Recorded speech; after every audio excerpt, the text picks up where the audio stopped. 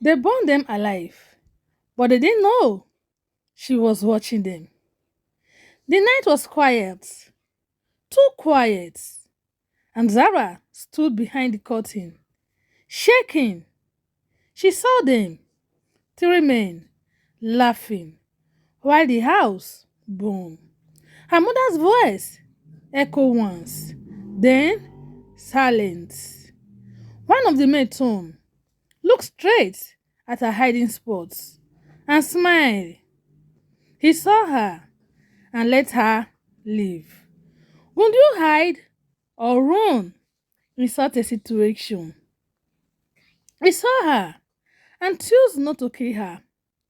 For 10 years, she never forgot his face, not the scar, not the smile.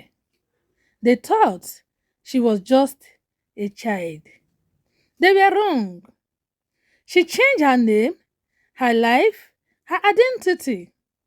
Now she is back, and one of them is getting married. The man who killed her parents was about to say, I do. The church was full, music playing.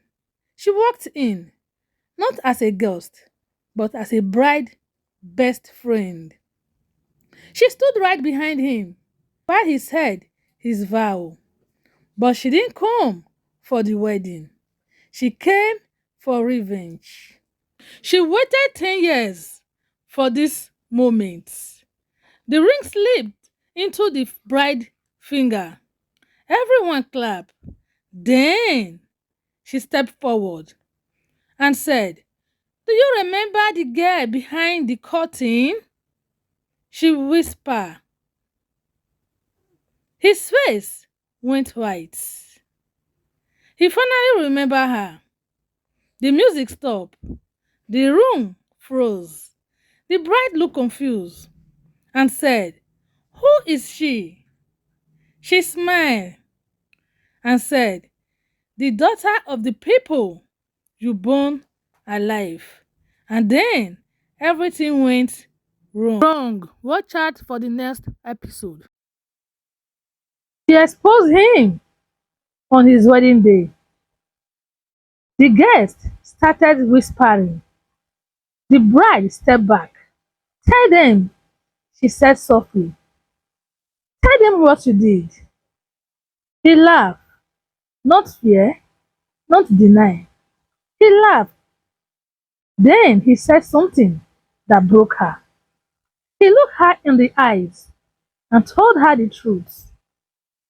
Your mother begged.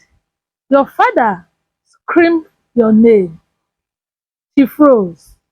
Tears filled her eyes, but she didn't break because what she said next shocked everyone.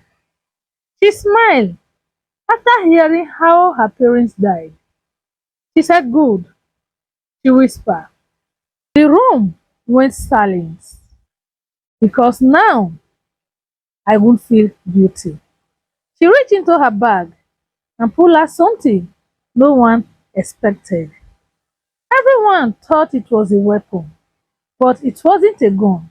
It was a phone. She pressed play. The room filled with voice, scream, fire, her parents. And now, one voice changed everything. There was a fourth voice in the recording. Not one of the killer, not her parents, but someone else. The bride collapsed and said, turn it off, she whispered, because she recognized that voice. The bride knew the voice. She looked at her husband, then back at Zara, and said, you said there were three men.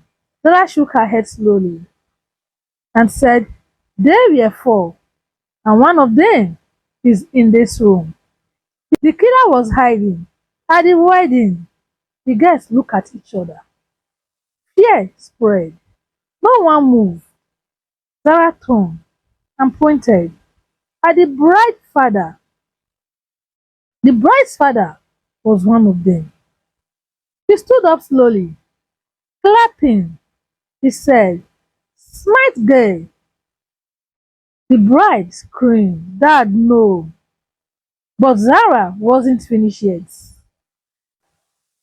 She didn't come for revenge alone. "I came for justice," Zara said.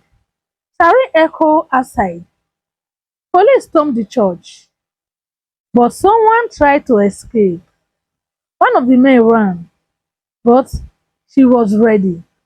He pushed through the crowd, desperate, panicked. She stepped in front of him, gun raised. After 10 years, she finally had a choice. Would you pull the trigger if it was you?